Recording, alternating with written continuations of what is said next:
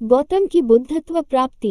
कपिलवस्तु के शाक्य वंशीय राजा शुद्धोदन और महिषी महामाया के पुत्र सिद्धार्थ गौतम संस्कृत व हिंदी सिद्धार्थ गौतम झर 563 पू 487 पू का जन्म वैशाख पूर्णिमा के दिन लुम्बिनी के उपवन में स्थित एक साल वृक्ष के नीचे हुआ था, जब उनकी माता अपने माता पिता से मिलने अपने मायके देवदल जा रही था।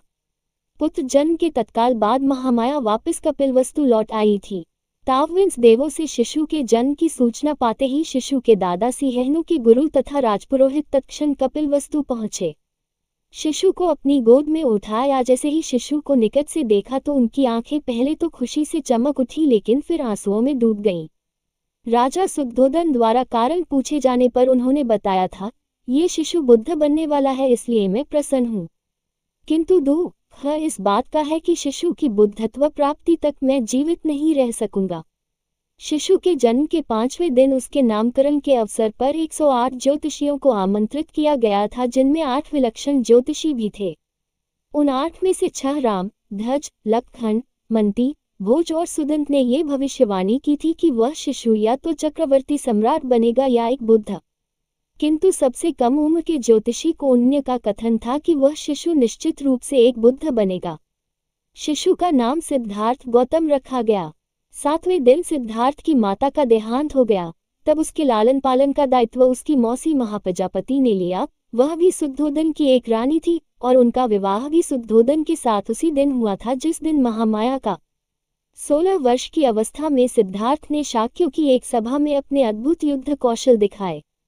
सारभलगा जातक के अनुसार तो उन्होंने एक ऐसे धनुष को उठा अपने कर्तव्य दिखाए थे जिसे 1000 आदमी मिलकर भी नहीं उठा सकते थे।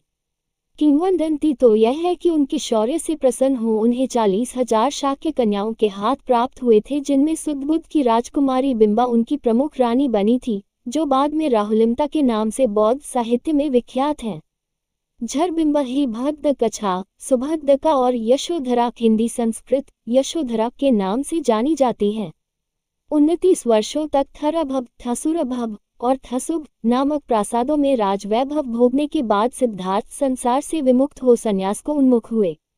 कहा जाता है कि उन्होंने एक बार किसी रोगी को देखा और अनुभव किया कि हर कोई जो पैदा होता है रोग और व्याधि से पीड़ित होता रहता है। फिर उन्होंने किसी वृद्ध को देखा। इससे उन्हें यह विदित हुआ कि हर कोई जो जन्म लेता है कालांतर में वृद्ध भी होता है, तत् उसके हाथ पैर शिथिल और जर्जर हो जाते हैं। फिर जब उन्होंने एक मृत को देखा तो ये ज्ञान पाया कि हर कोई जो जन्म लेता है एक दिन मृत हो अपने संसार और नश्वर शरीर को भी छोड़ जाता है, तब सारे सुख सुविधाओं और वैभव की वस्तुएं निरर्थक हो जाती है। अतः संसार सारहीन है। अंततः जब उन्होंने वैभव का त्याग कर सत्य का अन्वेषण कर रहा था तो उन्होंने भी संसारिकता का परित्याग कर संन्यास वरण कर गृह त्याग किया। शाक्य कोली और मल राज्यों को पार कर सन्यासी के रूप में वे राजगीर आदि स्थानों पर भटकने लगे। इसी क्रम में उन्होंने अकार ककाम और उद्धक्राम पुत्र को अपना गुरु बनाया, किंतु उनके दर्शन व विचार से वे संतुष्ट नहीं हुए। अतः वे उरुवेका के सेनानी गाम पहुंचे और 6 वर्षा तक 5 भिक्षुओं के साहचर्य में कठिन तपस्या की। कठिन चरम तप 2 मार्ग की अनुभुक्तता जान पुनः वे साधारण भोजन ग्रहण करने को प्रेरित हुए, जिससे खिन्न हो उनके 5 भिक्षु मित्र खिन्न हो उनका साथ छोड़ सारनाथ के इसिपत मिगदात को प्रस्थान कर गए। सिद्धार्थ की साधारण भोजन ग्रहण करने की इच्छा सुजाता नाम की एक कन्या ने सोने की कटोरी में खीर अर्पित कर पूरी की। वह दिन वैशाख पूर्णिमा का था। गौतम ने निर्यरा नदी में स्नान कर खीर खाए और फिर कटोरी नदी में ही छोड़ दी, जो डूबती हुई नागराज काल के निवास स्थान पर जा पहुंची थी। फिर सारा दिन साल उपवन में व्यतीत कर शाम को वे पीपल के एक पेड़ के नीचे जा बैठे। वहीं सोतिया नामक एक घसियारे ने उन्हें 8 मुट्ठी घास दिए। घास को उन्होंने पूर्व दिशा की ओर रख उसकी आसनी बनाई। फिर उस पर बैठकर उन्होंने ये प्रतिज्ञा की कि जब तक वे बोधि नहीं प्राप्त करते तब तक वहां से नहीं उठेंगे। उनकी प्रतिज्ञा के तेज से महाब्रह्म और सारे देव उनके सामने प्रकट हो उनकी स्तुति करने लगे, किंतु उनकी दृढ़ मार्ग शैतान ने उन पर आक्रमण किया, जिसके भय से सारे देव वहां से भाग खड़े हुए। मार से उनकी रक्षा तब केवल 10 पारमियों ने की।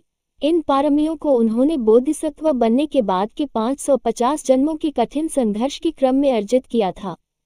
पारमी 10 होते हैं दान, शील, नेक्खम या नौकमन प्रज्ञा, वीर्य खंती या धैर्य, सत्य, अधिष्ठान, मेत्ता या मैत्रेय, और उपेक्षा या संभाव अथवा अनासक्ति। गौतम से परास्त हो जब मार और उसकी सेनाएं भाग खड़ी हुई तो सारे देवों ने विजेता की जय जयकार की। तप में लीन गौतम ने रात के पहले प्रहर में अपने पूर्व जन्मों को जाना, दूसरे प्रहर में दिव्य चक्षु को पाया, तीसरे प्रहर में परिच्छिन्नमुप्पाद के ज्ञान को और अंततः प्रत्युष काल में संबोधि की प्राप्ति की। ज्ञान को जिससे वे पश्चेक प्रत्येक बुद्ध बने। परिच्छिन्नमुप्पाद के सिद्धांत का सुखद मनन उन्होंने प्रथम 7 दिनों तक उसी बोधि वृक्ष के नीचे बैठ किया।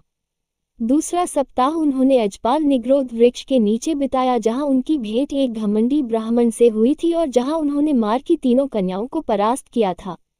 उन कन्याओं के नाम तृष्णा, अरति और राग थे।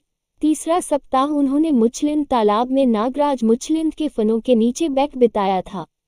चौथे सप्ताह वे राजायतन पेड़ के नीचे बैठे रहे जहां उन्होंने तपुस और मल्लिक को बिना किसी देखना सुनाए ही अपना अनुयायी बनाया। तत्पश्चात ब्रह्मसहमपति के आग्रह पर उन्होंने पीड़ित मानव के उत्थान के लिए धम्मचक्र पनत्तन का निश्चय किया। दूसरों के उत्थान की प्रतिज्ञा से वे सबन्यों सर्वज्ञ बुद्ध कहलाए। तब अपनी धम्म देशना के प्रवर्तन हेतु अपने 5 तपस्वी मित्रों को योग्य पाया जो उन दिनों वाराणसी के इसिपतन मृगदाया में वास कर रहे थे। इस धम्म चक्र प्रवर्तन की महत्ता को अशोककालीन सारनाथ सिंह स्तंभ में दर्शाया गया है जो आज भारतीय गणराज्य का राजकीय चिन्ह है। 4 मुख वाला वह सिंह स्तंभ बुद्ध के धम्म या देशना का सिंहनाद आज भी हर दिशा में गुंजाता प्रतीत होता है। पुनः सिंह स्तंभ में अंकित चक्र जो अशोक चक्र के नाम से जाना जाता है, आज जो भारतीय राष्ट्रीय ध्वज पर बड़े गौरव से लहराता रहता है, वस्तुतः धर्म चक्र का ही प्रतीक है।